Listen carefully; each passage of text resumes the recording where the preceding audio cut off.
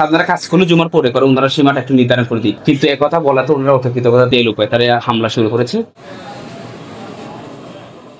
আজকে সকাল 11:30 থেকে আমার বাবার পৈতৃক সম্পত্তি হচ্ছে আমার নতুন বাড়ির পাশে যে জায়গাটা আছে, চুয়ান্ন করা যে জায়গাটা আছে, ওখানে হচ্ছে বাচ্চা মিয়া এবং তার সন্তানরা, গফুর মিয়া তার ছেলে মেয়েরা ওটা হচ্ছে অতর্কিতভাবে দখলের জন্য এসেছে। আমাদের জায়গার উপর একটা দোকান নির্মাণ করতে হচ্ছে এবং এই জায়গা নিয়ে হচ্ছে ইউনিয়ন পরিষদ, কেমখালী ইউনিয়ন পরিষদে আমরা অভিযোগ করেছি। ওখান থেকে চেয়ারম্যান মহোদয় এসে জায়গাটা পরিমাপ করেছিল।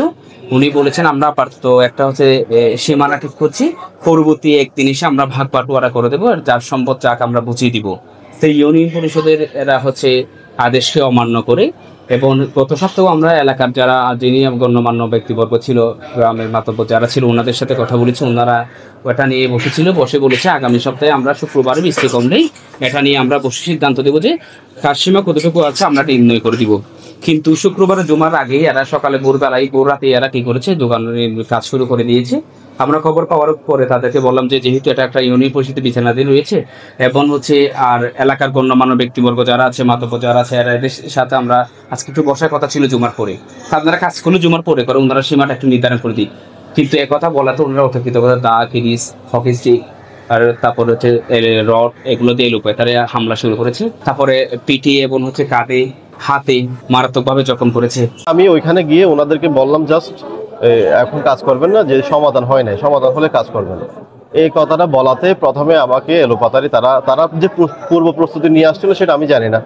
তারা ওইখানে দাও রেডি রাখছে, ক্রিজ দাও রেডি রাখছে, ছুরি এবং হাতুড়ি এবং লোহার রড রেডি রাখছে আমাদেরকে মারার জন্য।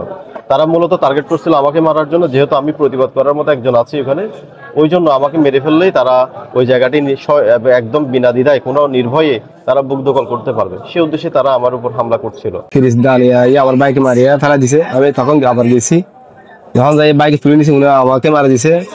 আবার এখান থেকে মারিয়া মানে 4 ইঞ্চি মতো গিয়া পড়ে ফেলেছে। এরপর আমি পড়ে গেছি, আবার ছোট ভাই আরেকটা গেছে, ওনাকে মারিয়ে ফেলা দিছে।